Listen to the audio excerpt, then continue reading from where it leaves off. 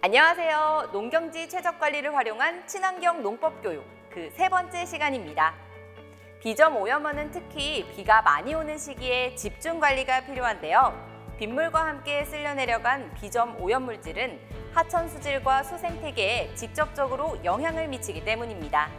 그래서 오늘은 강우와 연관이 깊은 계량물고 설치에 대해 알아볼 텐데요. 계량물고 설치 방법과 함께 집중 강우 시 물고 관리 요령에 대해 배워보겠습니다. 안녕하세요. 안녕하세요. 네, 오늘은 어떤 것에 대해서 알려주실 건가요? 오늘은 친환경 농법 세 번째 시간입니다. 세 번째로는 저희가 논에서의 물 관리 방법에 대해서 말씀을 드리겠습니다. 논에서의 물 관리 왜 필요할까요? 비가 많이 오면은 물이 넘쳐서 논에서 강으로 흘러가겠죠. 물이 나갈 때 뭐가 같이 나가죠? 비료나 채비가 같이 나가겠죠? 네, 비료 성분과 퇴비 성분이 많이 나갑니다. 그러면은 우리가 물이 적게 나가게 할 수 있다면 많은 비점 오염을 줄일 수가 있겠죠. 그렇기 때문에 우리가 오늘 물을 적게 내보내기 위한 방법, 요 물고 설치와 그리고 물 관리 방법에 대해서 오늘 설명을 드리도록 하겠습니다. 자, 이게 뭔지 아시겠어요? 아니요, 전 처음 보는 거예요. 이게 시중에 판매 중인 계량 물고라고 합니다. 이거 말고도 형태가 여러 가지 있어요. 이렇게 구부려서 물을 조절할 수 있는 거, 격벽을 빼고 넣어서 관리할 수 있는 여러 종류의 물고가 있습니다. 시중에서 구입하실 수 있겠고요.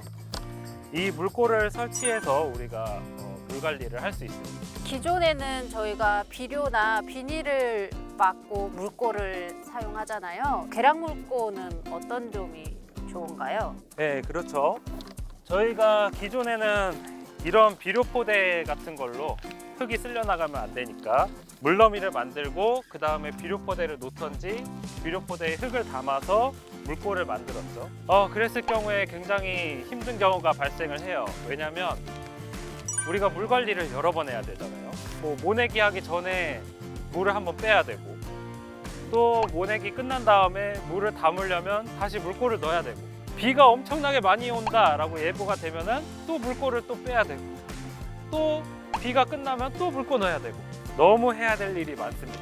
네, 하지만 물고 관리가 너무 번거롭기는 해요. 예, 그렇기 때문에 이런 계량 물고를 넣어 놓는다면 그 물 관리를 굉장히 손쉽게 할 수 있다는 장점이 있습니다. 그리고 기존에 이런 비료 포대를 쓰실 경우에 우리가 칸에 농사 끝나고 나면은 힘드시죠? 작년에 넣었던 이런 물고를 만들려고 넣어놨던 이런 비닐들, 이런 것들이 남아 있습니다. 그래서 환경적으로도 좋지 않겠죠.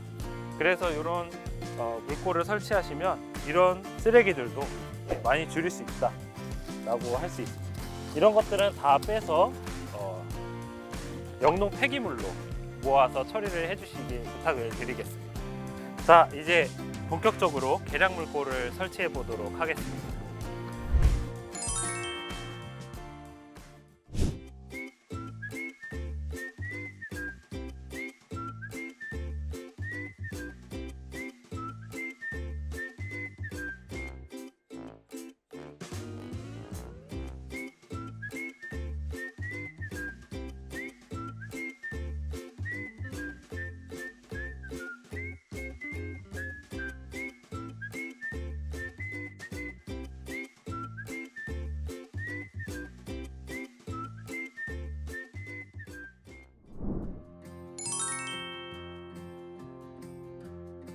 자, 물고 설치가 완료됐습니다. 오늘은 제가 시범으로 보여드리기 때문에 제가 설치를 했고요. 다음부터 설치하실 수 있으시겠죠? 생각보다 어렵지 않은 것 같아요. 예. 그런데 지금 설치가 다 됐는데 이 물고 설치할 때도 주의할 점이 있을 것 같아요. 예, 주의할 점이 있죠. 첫 번째로 물고를 설치할 때는 논바닥보다 3에서 5cm 정도 낮게 설치를 해줘야 됩니다. 여기 보이시는 이 밑바닥이 논바닥보다는 낮게 설치해줘야 돼요. 왜냐면 우리가 농사를 짓다가 벼를 키우다가 중간에 물을 한번 빼죠. 그걸 우리가 중간 낙수라고 하는데요. 얘를 만약 논바닥보다 높게 설치해 버리면 물을 다 뺄 수가 없습니다. 그러면 이것도 빼야 되죠. 그럼 다시 설치할 수도 없어요. 그렇죠? 그렇기 때문에 처음 설치할 때 높이를 잘 고려하셔서 설치를 해주셔야 됩니다.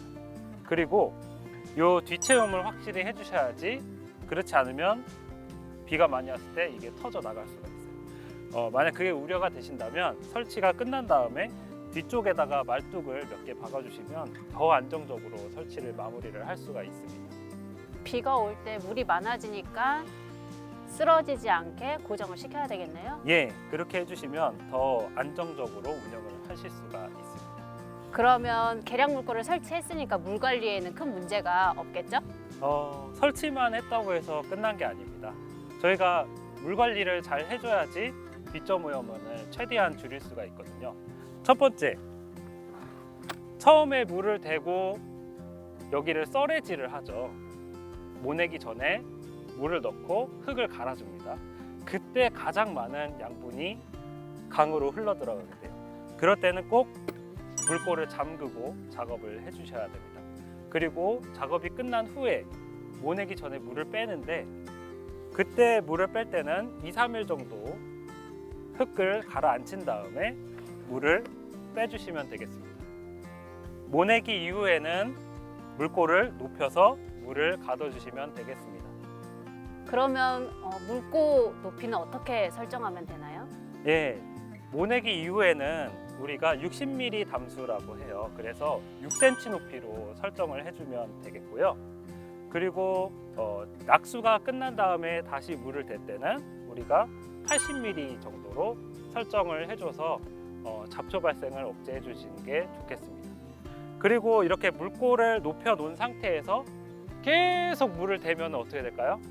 계속 물이 나가겠죠. 그렇게 했을 때는 이게 비점 오염 관리 효과가 없습니다. 그렇기 때문에 논에 물을 댈 때는 물고 높이보다는 한 2cm에서 3cm 정도 낮게 대주시면 될 것 같아요. 그렇게 했을 때 비가 한 30mm가 온다 그러면은 그 30mm 물을 우리가 다 이용할 수 있게 되겠습니다. 그러면 물도 절약할 수 있고 내보내는 물도 적어지니까 비점 오염을 많이 줄일 수가 있겠죠.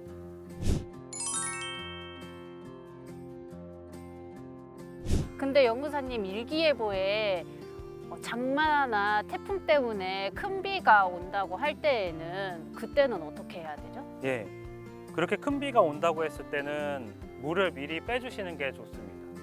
그럴 때는 물골을 낮춰서 물을 다 빼주시고요.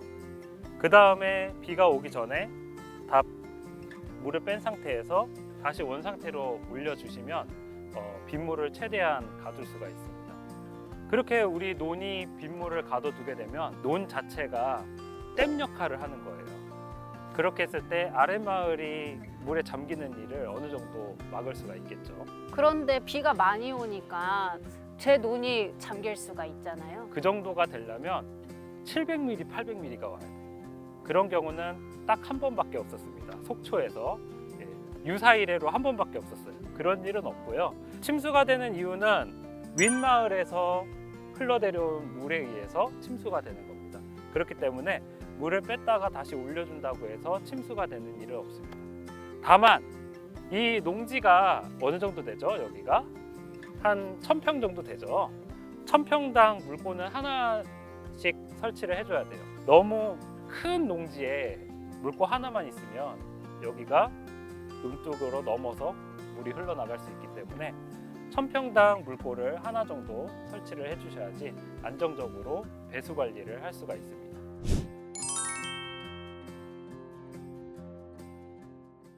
박사님, 제가 더 배워두면 좋은 게 또 뭐가 있을까요? 네, 저희가 물고를 설치하고 물고를 관리하는 방법에 대해서 이야기를 해보았는데요. 물고를 설치한 이후에 우리가 비료를 투입하고 그리고 물을 넣고 썰애질을 하게 됩니다. 그 이후에 흙탕물 관리가 또 중요하다고 할 수 있겠습니다. 흙탕물하고 혹시 환경오염하고 어떤 연관이 있나요? 네, 우리 양분이 여러 가지가 있는데요. 그 중에서 특히 질소는 물에 녹아서 이동하지만 인산 같은 경우에는 토양 입자에 붙어서 이동을 합니다. 특히 아주 작은 입자, 물에 떠다닐 수 있는 그런 입자에 잘 달라붙는데 흙탕물이 많이 나간다는 거는 그만큼 인산이 많이 나간다는 뜻이 되겠죠. 그렇기 때문에 우리가 흙탕물 관리를 잘 해줘야 된다라고 할 수 있겠습니다. 그러면 나가면 물꼬를 막으면 되는 거 아니에요? 네, 물꼬를 잘 막으면 되겠죠. 그렇지만 썰해질 할 때 물꼬를 막는 것 이외에도 썰해질 이후에 물을 내보내야 될 시기가 있습니다. 그때가 이제 모내기를 할 때거든요. 모내기를 지금 상황에서는 할 수가 없겠죠. 물을 빼고 모내기를 해야 되기 때문에 그 시기에 특히나 많은 양의 비료 성분들이 빠져나가게 됩니다. 그렇기 때문에 그때 흙탕물 관리를 잘 해줘야 된다는 거죠. 그러면 박사님 썰해질하고 바로 물을 빼면 안 되는 거죠? 예, 그렇습니다. 썰해질을 한 직후에는 굉장히 많은 토사들이 물에 떠 있게 됩니다. 그때 물을 바로 열게 되면은 그것들이 전부 다 하류로 내려가서 흙탕물이 아주 강의 흙탕물로 가득 차겠죠.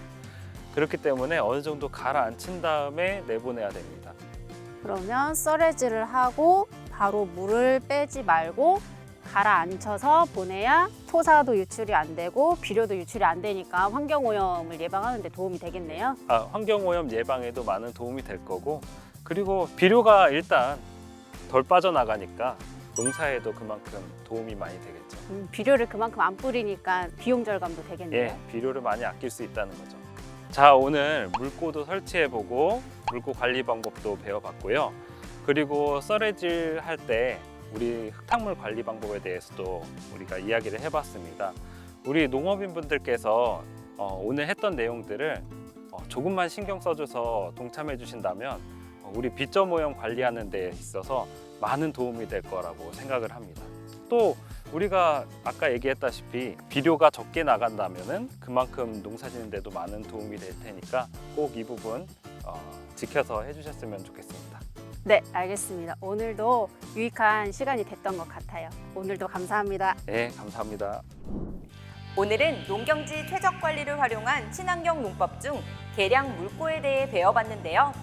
계량 물꼬는 한번 설치하고 나면 간편하게 논물의 높이 조절이 가능해서 노동력과 비용이 절감되는 효과를 톡톡히 느끼실 수 있습니다.